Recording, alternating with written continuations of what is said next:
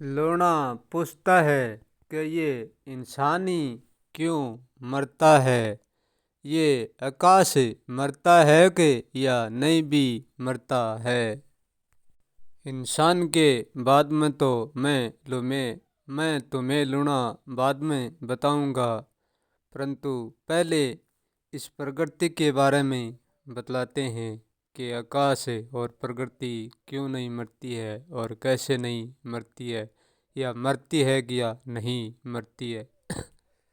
मैं पहली प्रकृति की बात लूना इसलिए करता हूँ कि इंसान की हर बात प्रकृति से जुड़ी हुई है, इसलिए मैं दोनों बातें साथ करता हूँ।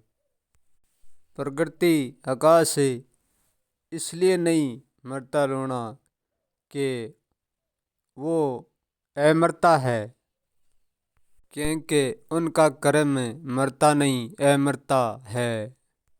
आकाश इसलिए है अमरता कि वो एक पहलू का है, उनका दूसरा पहलू लूना दिखता नहीं है, उनको जाना जाता है।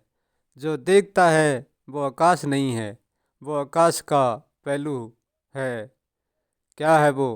काम है, वो ही कर्म है। जो दिखता है वो काम कर्म है, वो आकाश नहीं है, आकाश को जाना जाता है। इसलिए आकाश दो ही पहलू का है। प्रकृति सारी एक ही है और उनके पहलू है, तो केवल उनका प्रकृति का कर्म ही यहाँ दिखता है। प्रकृति स्वयं तो जानने में आती है, दिखने में नहीं आती है। जब भी मैं प्रकृति की बात करता हूँ तो ये पांचों प्रकृति एक साथ में ही आ जाती हैं। आकाश का क्रम भी अमरता है और धरती का क्रम भी अमरता है, और जड़ वायु और सूर्य का भी क्रम अमरता है।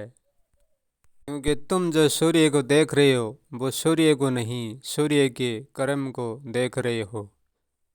और तुम जो वायु से सांस ले रहे हो वो वायु से नहीं, वायु के क्रम से।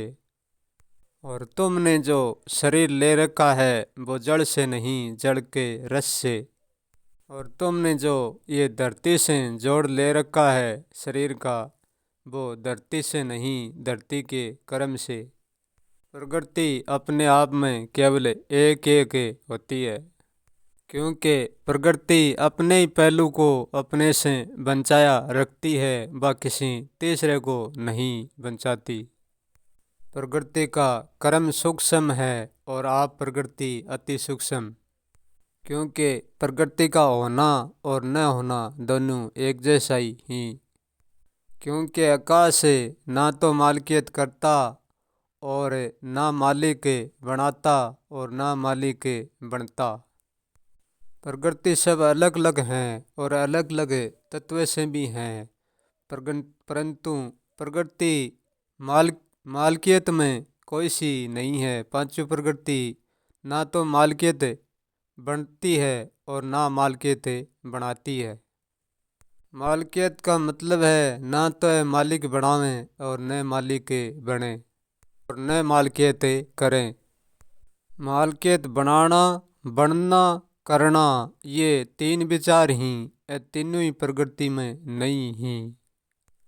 परंतु देखता सबको यूं ही है कि सूर्य हमको जीवन देता है और धरती हमको पालन पोषण करती है और आकाश हमको खुला स्थान रास्ता देता है।